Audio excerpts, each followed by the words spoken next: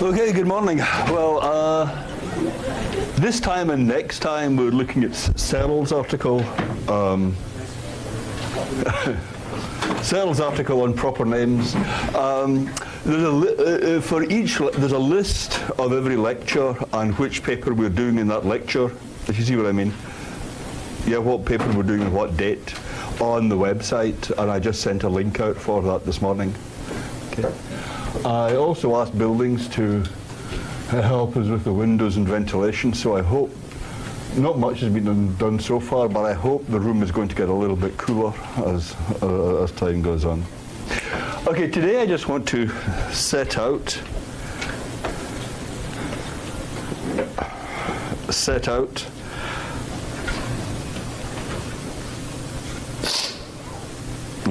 okay.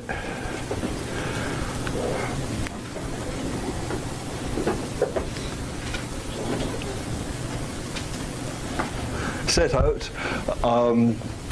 what Searle's picture of proper names is, how you get that connect between the name and the object in the first place. And there's a really basic question in the background in Searle's discussion, it seems to me. Searle doesn't really highlight this, but I think it's one of the most interesting things about his discussion, is that it raises this background question whether the language that we all share, say English or you know whatever everybody's first language is, whether that's more basic than thinking, or whether what happens is that we each individually have our capacity for thought, and consequently we come to have a language. And if you think about children developing, then it's very hard to separate when they come to be capable of thinking and when they come to learn language. Learning language and learning to think seem to be kind of the same thing, very hard to separate them. I mean, there are, of course, kind of cognitive abilities that animals have, but these seem to be different to human thinking. And if you ask a kind of dog, think, wow, my master will be home 3 weeks from today. Could dogs think that? Yeah? I wish it were raining. It's really hard to see how dogs can have these thoughts. And the reason it seems so hard to understand how they could be having these thoughts is they don't have language. And people often say, well, what language you have shapes what thoughts you can have. There's a chair at the back there, right at the back. Okay. And getting to have a distinctively human mind in the first place seems to be a matter of interiorizing the shared language. So if you think of it like that, the shared language comes first, and each of us gets a mind only by taking on board a bit of the shared language. On the other hand, there's a kind of picture that Chomsky has. That I guess would have been Hegel's picture of language. Is that right, Melissa? Okay, you didn't take on board that bit. Okay. Yeah, I think that's fair to say that would have been Hegel's picture of language. That this social entity, the shared language, is actually the primitive thing, that's the basic thing. And you get a mind, you get a human kind of mind as opposed to an animal kind of capacity for primitive mentalization by taking on board a bit of that language, that shared social institution. On the other hand, there's a kind of picture that Chomsky has where each of us on their own is able to generate a language, and what we have is we've just got to bring our uses of language into broad overlap for the purposes of communication. So the individual's language comes first in this picture, and then getting a shared language is just a matter of negotiation. And when you have one shared language and when you have two different shared languages is that's really kind of an approximate matter. Do an Australian and a Californian and a Scot all speak the same language? Well, obviously there are differences. Yeah, they shade off into one another, these languages. There aren't clear demarcations between languages. So in this view, when you talk about a shared language, it's just a kind of intersection of the way lots of people speak, and we just try to get conformity in our ideal lives. Okay, so that's clearly a big background question about language. Yep. Yep. In Alice in Wonderland. Okay. Some of you. Okay. Not all. Okay. Anyway, Humpty Dumpty. How about Humpty Dumpty? Yeah. Humpty Dumpty says to Alice. Humpty Dumpty, as you can see, is a large egg. And Humpty Dumpty says at one point to Alice, when I use a word, it means just what I choose it to mean, neither more nor less. And Alice protests, and Alice says, you can't just make a word mean anything you like. And Humpty Dumpty says, well, the question is which is to be master, that's all. But are you in charge of what you mean, or do the words take charge of you? Alice's picture is, the words are in charge of you. You see what I mean? Alice is kind of a Hegelian, and Humpty Dumpty is saying, no, I am in charge of the way I speak. I confer meaning on my own words. Wittgenstein famously said, he asked the question, yeah, where is the marker? Okay, that wasn't Wittgenstein's question. Okay, Wittgenstein asked, can I say boo, boo, boo? Can I say boo, boo, boo and mean if it doesn't rain, then I shall go for a walk? You can try this right now. I mean, what do you think? Put out your hand if you think you can do it. And if you think you can't, or at any rate it's very difficult. Okay, so that's a minority, but it's a significant minority. Okay. Yeah, I mean, I know a couple who are both philosophers, and yesterday the female half told me that our partner had been saying the previous night, you can do that, and he spent over an hour trying to do it and trying to convince himself that that's what he was doing. Unfortunately, I don't have a video of that to show you, but you see the difficulty. Even if you think you can do it, then it feels like when you're doing this as if what you're doing is saying boo, boo, boo out loud, but as it were, in your head, using the English sentence. If it doesn't rain, then I'll go for a walk. And if you didn't have the English sentence or a sentence in some language like that, you wouldn't be able to think, if it doesn't rain, I shall go for a walk. You see what I mean? If you just said to a child, if you're trying to teach a child to speak and had this as your way of explaining how to say, if it doesn't rain, then I'll go for a walk, you couldn't do it. And there are two things, parts to this. One is, this doesn't have the kind of structure. This isn't made up of bits and pieces in the way that if it doesn't rain, then I'll go for a walk does. You see what I mean? That's a complex sentence with lots of individual words in the whole if-then construction. And the other part is, this is something you just made up, and you're having to draw on the resources of the shared language to interpret it. One, two. What about, for instance, the case where you have, let's say you're playing bingo. You're playing bingo, yes? So there you have... Do you guys play bingo? I'm so happy to see that some things stand fast. Yeah, some values last. Right. Yeah, carry on, yeah. There you have a structure where you understand, like, you have a conscious awareness about the structure of the game that requires for you to win in order for you to get up. It requires for you? To win. To win, yes, so right. In that manner, that, like, you know, even though you're mentioning, there's an assignment of wording, so like boo-boo or bingo, there's already a pre-structure for that, the assignment of the value of the word. If it works for that scenario, then you can have a conscious understanding of the requirements that would allow you to then state boo, boo, boo, then, you know, it seems to apply to bingo. We do have understanding. That's very good. Okay, let me play this back to you. There's such a thing as there's a whole game of bingo, the whole history of the game, the whole context for the game, right? You know what's going on. And in that context, you can say bingo with a particular meaning, right? Someone from some backwoods place where they don't have bingo, right? Couldn't just say bingo and mean what you mean by it. Is that your point? But yeah, but isn't that just like what Chomsky refers to as the topography of language?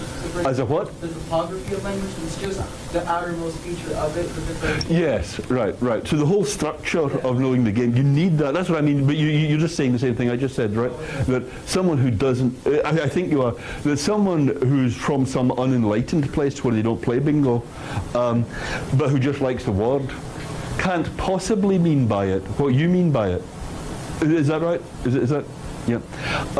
And similarly here, you need the whole structure of English or some language like that in order to mean, if it doesn't rain, I'll go for a walk. Is that? I just mean to be playing your point back to you. Yep. Yeah. No, I think that's very good. Yeah. Yeah. I was just going to say, Sorry, can you do it louder? I feel like the argument that you need English to understand Hebrew is flawed. Like anytime you learn a new language, at first you probably translate in your head into English Yes. what you're saying, but as you get used to the language, which takes a lot more than an hour, Yeah. you maybe start to just think in that other language. So if you actually said boo boo boo for years, every single time you meant, I wish it would rain outside or something. If it doesn't rain, then I shall go for a walk. Translating it. Yeah. It just takes a long time for you to get used to the words you're using. Okay. I see that. I see the idea there, but it's just not obvious, that is it? Yeah. Yep. That's kind of what I was thinking too. If you just kept saying boo boo boo every time it rained, if you didn't know that construction, it rains outside, and go for a walk, you say boo boo boo, and every time you do it, you start walking around in the rain, and come back eventually, it turns into just. Every time it rains, you say, well, Yeah. people are going to know what you're going to do, so. Very good. Okay, it'll be so nice to see you guys coming out of this class. Anyway, yeah, no, that's a fair point. No, I see that. I could have put it like this. One of the other questioners was saying, you need the structure of English, like the structure of the bingo game. Your point is, you need a structure, all right, but it's a structure of behavior. Not the structure of a language. Is that a way of? Yeah, that's very good. Yeah. So, I mean, I can imagine a pretty cool thought experiment to a child where you don't introduce them to any other words and you just do a sort of picture presentation of a person sitting in a room, having a think, looking outside, seeing whether it's raining or not. Yeah. And then whether or not, depending on whether the kid sees rain, they'll make the association. Whether the person goes out, you just keep saying boo, boo, boo. Yeah. It seems like eventually they would associate that with the meaning of... If it doesn't rain, then I'll go for a walk. Yeah. So that connects very much with, it's a different way of putting what the last questioner was saying, yeah. But there's still this structure because of the way that you're constructing the example to teach them the word. Yeah, it's that the surrounding, the stage setting that you're assuming is this looking at the weather and seeing the locomotion. Yeah. So this context of behaviours for that. And you're saying you both are saying that's what you need, not the not an actual prior language. Yeah. Okay, last one. Yeah.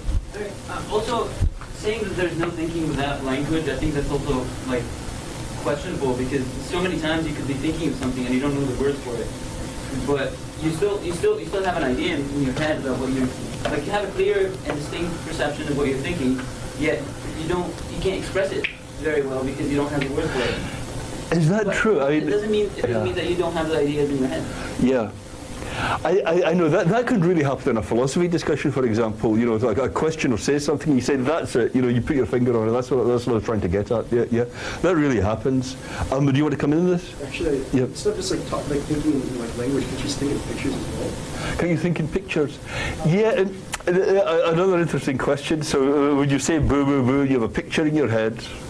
Yeah, of it raining and you cowering indoors, something like that. Yeah, okay, that too is an interesting possibility. We will come back to all these questions. Yeah, this is just a kind of first, what's the word on, a first pass over the issue. Oh yeah, but the thing about having the thought but not being able to express it, on the one hand I see that does really happen. A case where you have a picture in mind but can't quite articulate it might be one. But on the other hand, there are these mystics who say, I've had some insight, into the absolute, yeah, into the underlying reality, but I can't tell you what it is. Words don't really suffice.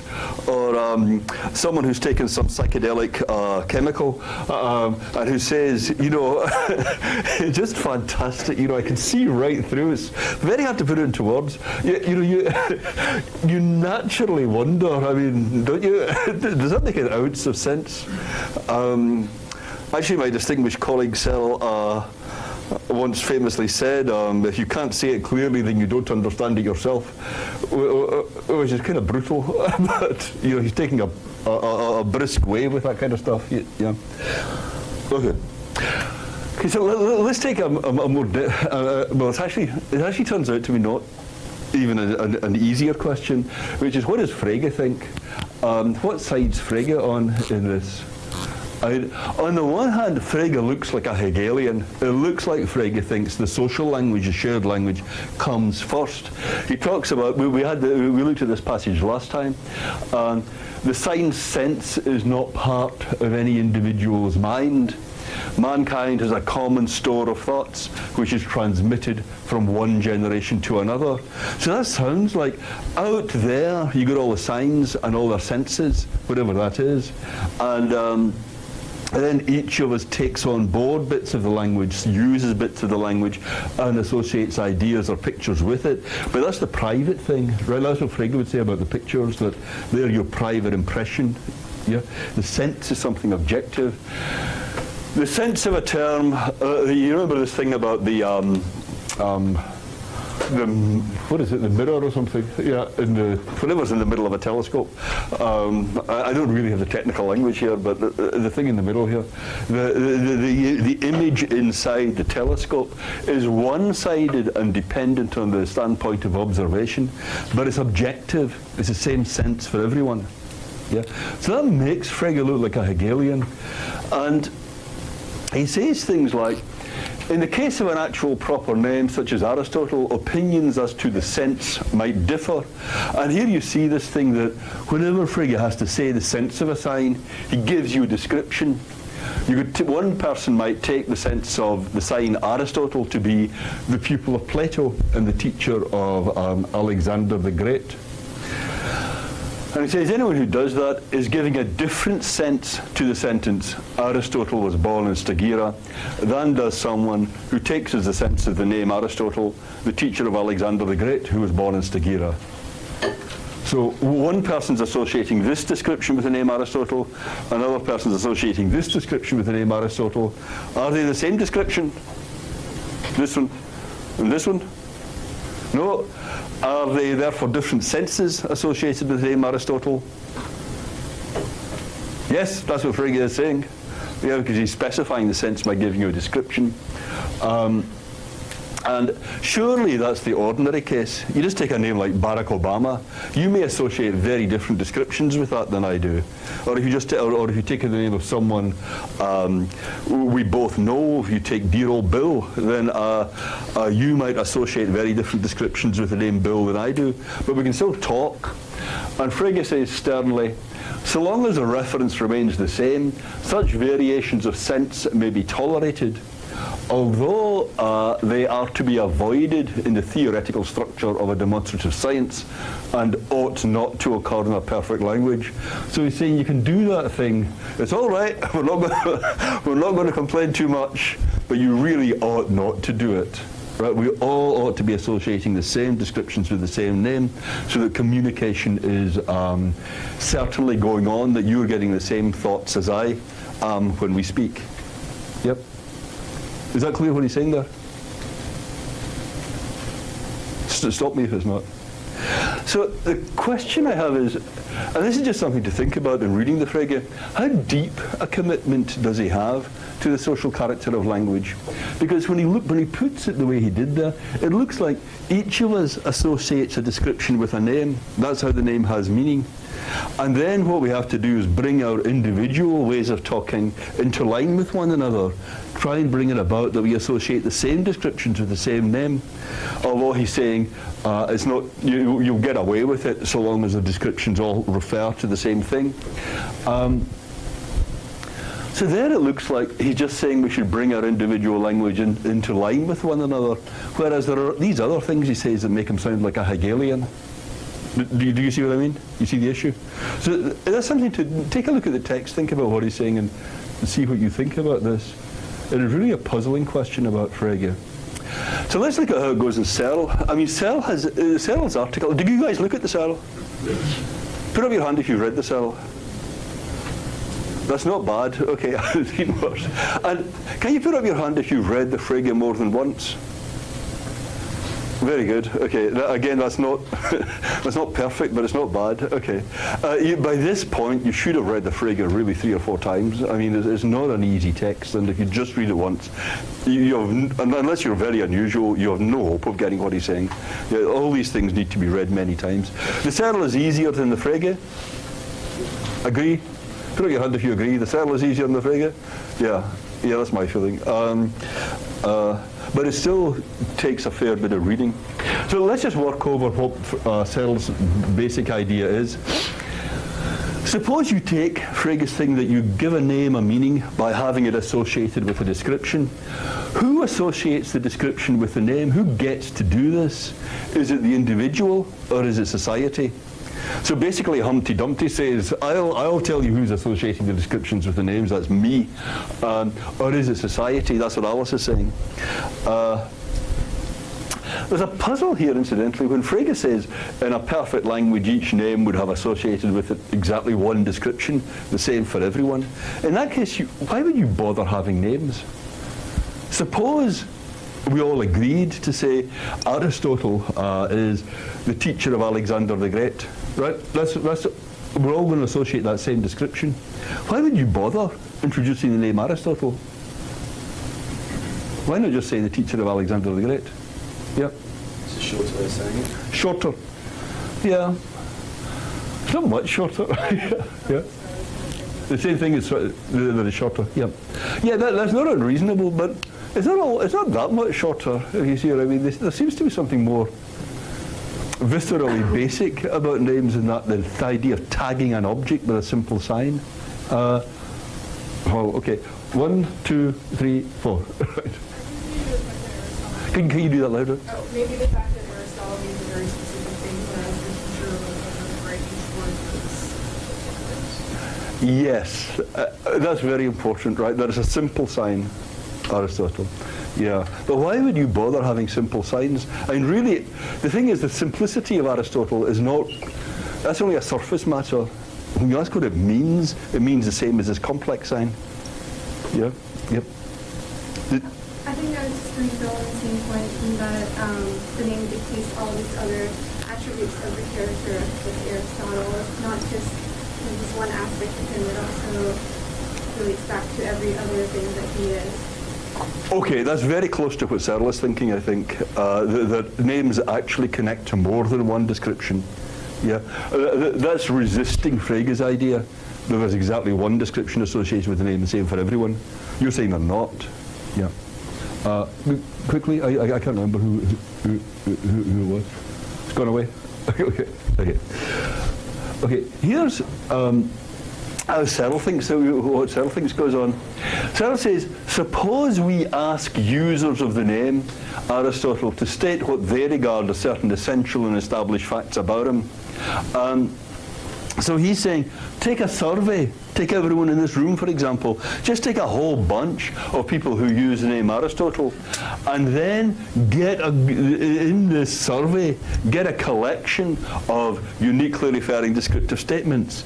He was the teacher of Alexander the Great. He was a Greek philosopher, all that kind of stuff. And that cluster of descriptions that you associate with the name Aristotle, that's going to be a big, loose, baggy collection, right?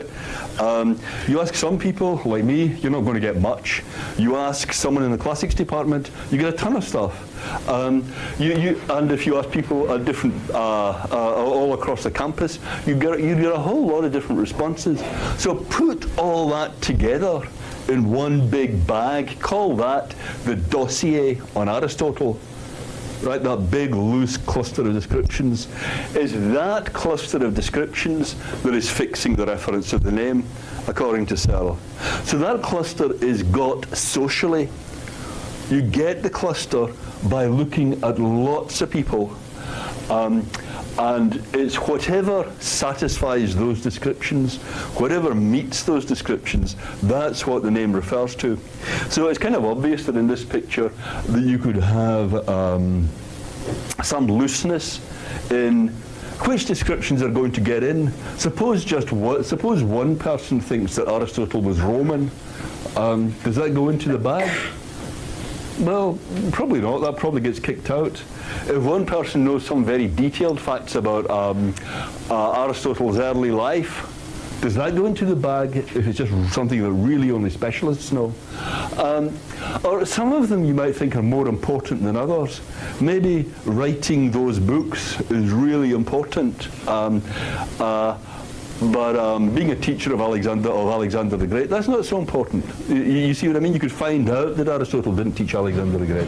But if you found out that lots of different people wrote those books, then you might say, well, it's not that we discovered that Aristotle didn't write those books. We discovered there's no such person as Aristotle. So are you raising a question, or is that? Sounds like Wikipedia. It is like Wikipedia. It's exactly like Wikipedia. So, yeah. This is kind of Searle's anticipation of Wikipedia. Yeah, right. And there's also going to be some looseness in how many of those descriptions, so there's not an exact number of descriptions in the bag.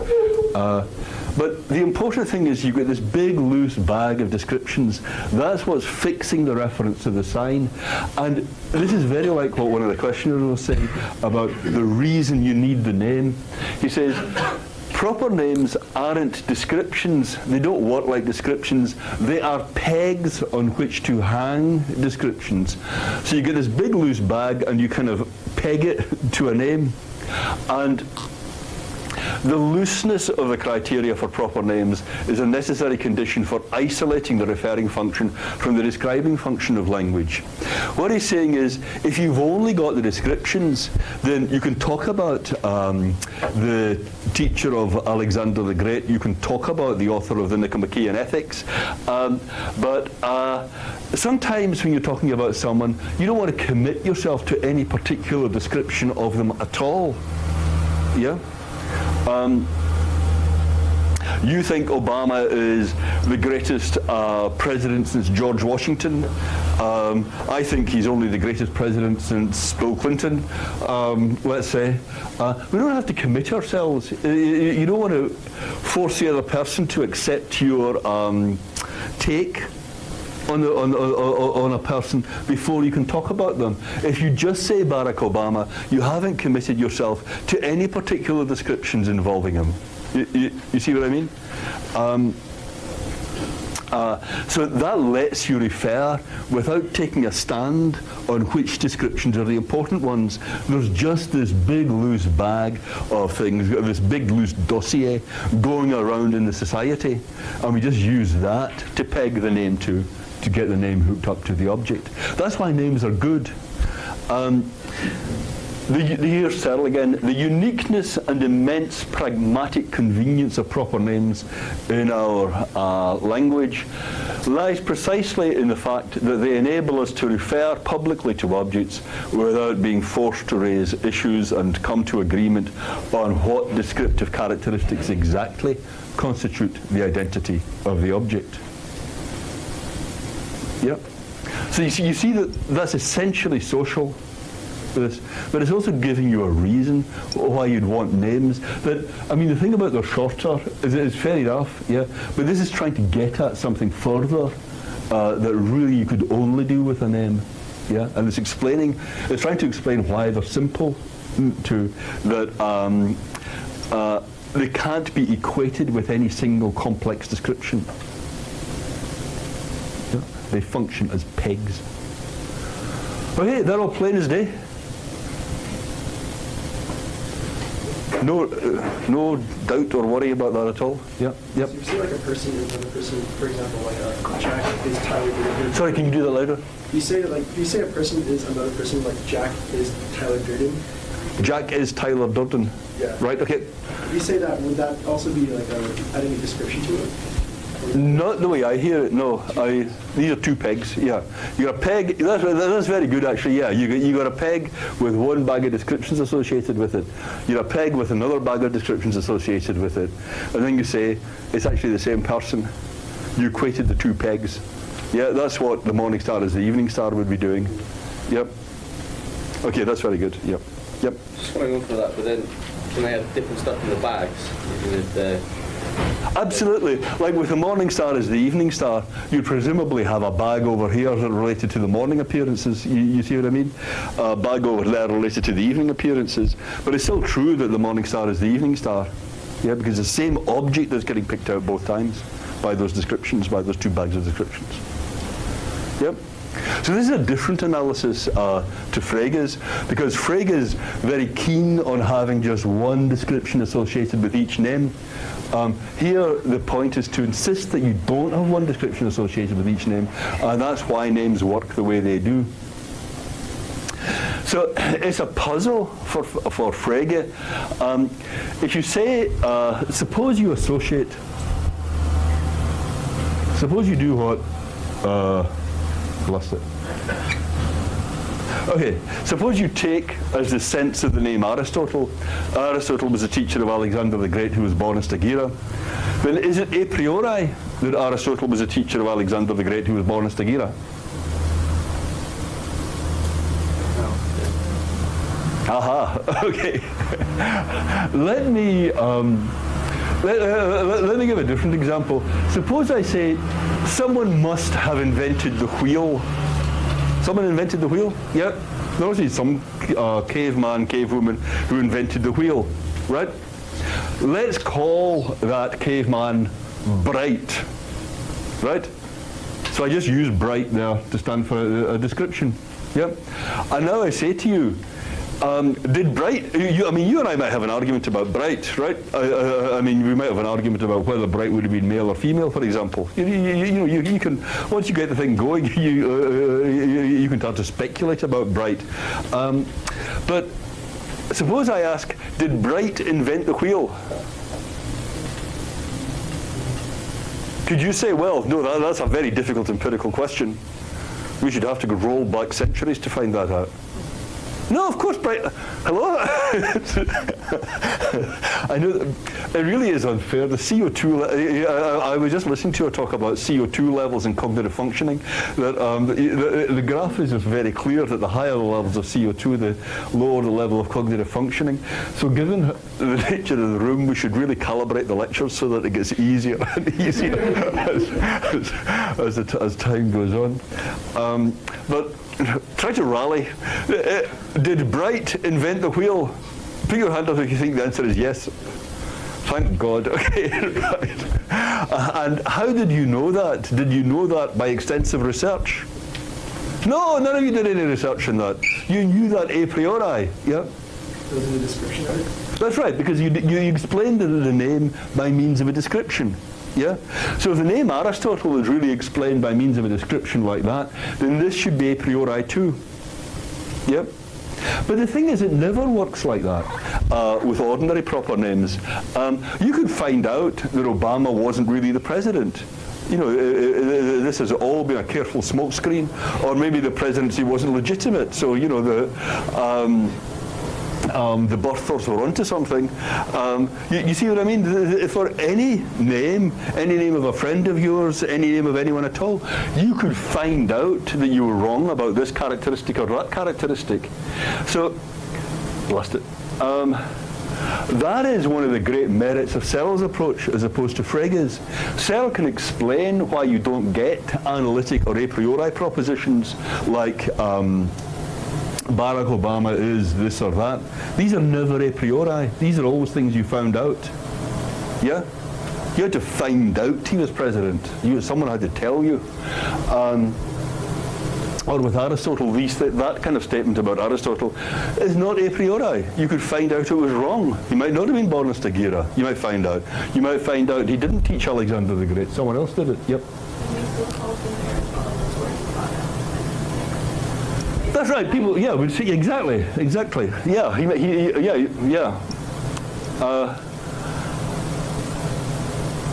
we got the name pegged to the object in a way that doesn't really depend on either of these being true of him. Yep. So the general picture is a name gets tied up to an object by being associated with a sense. Yeah, that's how you make the name-object connection. And then in Frege, whenever he wants to specify the sense, he says description. But and then if the names, if what's tying the object up to the name is a particular description, then it's going to be a priori that the object meets that description. Hello? That's okay? Yeah. If the name gets tied up to the object by the name getting hooked to a description, then it's going to be a priori that the object meets that description. Because the only way you're talking about a thing at all is you're talking about the thing that meets that description. Yes? Okay, like with just to be sure, with Bright, I really did do it this way. I introduced the name Bright because it really does meet this model. If I've got the inventor of the wheel here, and the name is associated to the object by being associated with the description, the inventor of the wheel, then it's a priori that Bright is the inventor of the wheel. Yeah? Yep. Okay, thank you. Right. So this approach this Frege approach can explain why Tully is Tully is a priori and analytic and Tully is Cicero is not. But Frege's approach also implies that statements like Aristotle is a teacher of Alexander the Great who was born in Stagira should be a priori and analytic. And that's wrong. Yeah, these are not a priori or analytic. Yes? Okay, everything I'm saying here should be perfectly obvious, so please stop me if it's not. Okay. But Searle is saying the way the name gets hooked up to the object is by being associated in the society with a loose, indeterminate cluster of descriptions from which any one can be dropped. So if you take any one description here, like born in Stagira, is Aristotle was born in Stagira a priori in this account? Very good. No is the right answer, right? It's not a priori, because none of these is really essential. None of these descriptions is essential. So Searle's approach can explain why it's not a priori or analytic that Aristotle is a teacher of Alexander the Great who was born in Stagira. And if you say, well, what about the case where there's a big, loose, baggy cluster of descriptions, all right, but there actually is no object that meets any of those descriptions? What would you say in that case? Suppose you say that Homer is the guy who wrote all those books, yeah? But actually, and we all have lots of descriptions associated with the person who wrote those books, and then it turns out that those stories are just part of an oral tradition. There wasn't any one author. Yeah. What do you say then? Sorry? Here's intentionality, there's no object there. There's no such object. Yes, very good. Yeah, there's intentionality, but no such object. Okay. So you say there isn't any such thing, right? You say Homer doesn't exist. Yeah. So this is all very good for Searle. Yep. So there you go. That's Searle's theory, and that's it working. Well, what more do you want? I mean, we should be able to pack it up here. I know that given the heat, it's actually quite desirable to pack it up here. Look, I'll carry on for just another couple of seconds. How are you finding the class so far as the ambience goes? Are you okay? Okay. Okay. I actually think it's really puzzling at this point, this thing about the social and the individual character of language. Remember, Searle's theory looks like a theory of sense, yeah? And indeed he presents it as if it's a theory of sense. That he's explaining why some statements are analytic or a priori and others are not. He's explaining how the sign gets hooked up to the object. He's explaining the informativeness of identities. Yeah. So it really looks like it's meant to be like Frege's theory of sense. It's just taking a different form from Frege. Frege has descriptions in there, Frege has these descriptions in there. Searle has these clusters of descriptions gathered, harvested from across the society. So it's very like Frege's theory is doing the same kind of thing. But these two key things, sense explains informativeness and sense fixes reference, how do they work? The idea was A is uninformative because you get the same sense for the signs on either side. A is B is informative because you get different senses.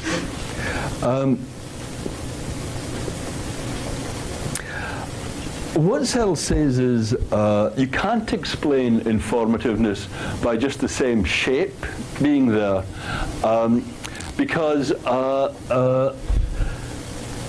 the fact that the same mark refers to the same object on two different occasions of use is a convenient but contingent usage, right? I mean, I was trying to remember this from David Kaplan the other day. My mother's primary care physician is Dr. Shapiro. He referred to her as to a specialist, another Dr. Shapiro, as it happens. Blessed.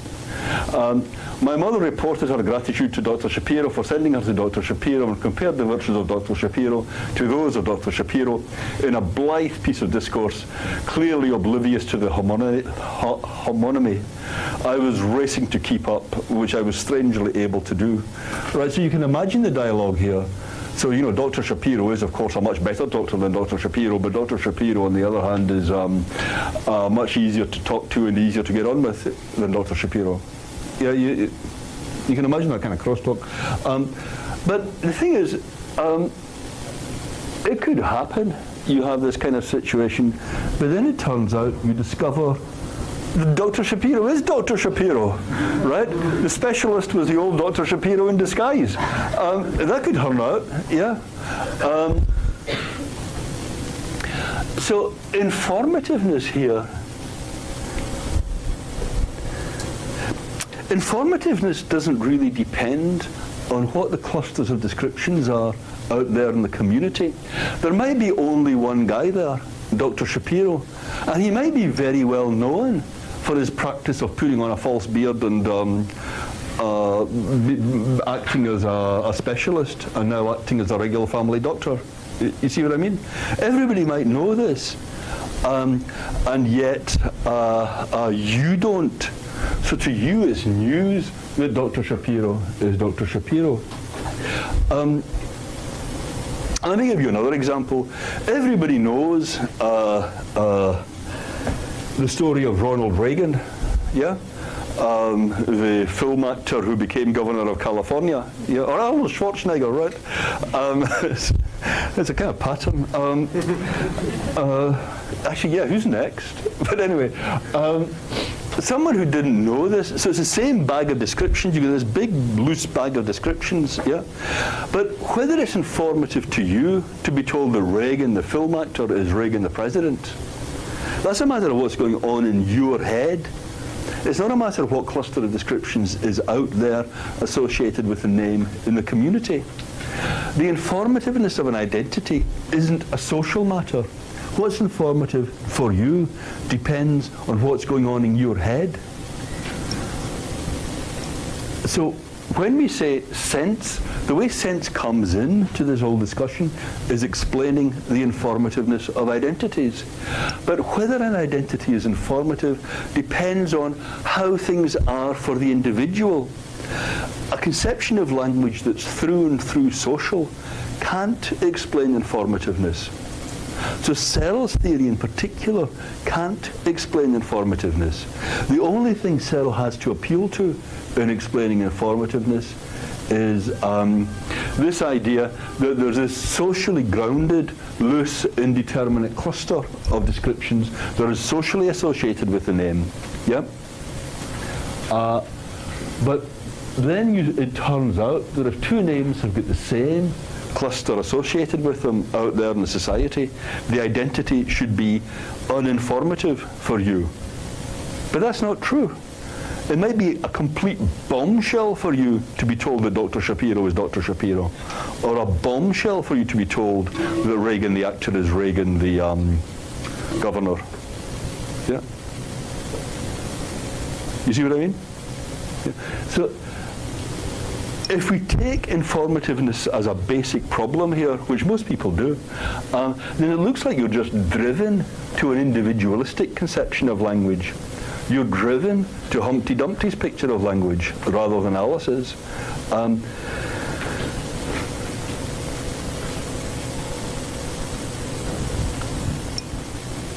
Because whether an identity is informative is a matter of how things are for a particular individual.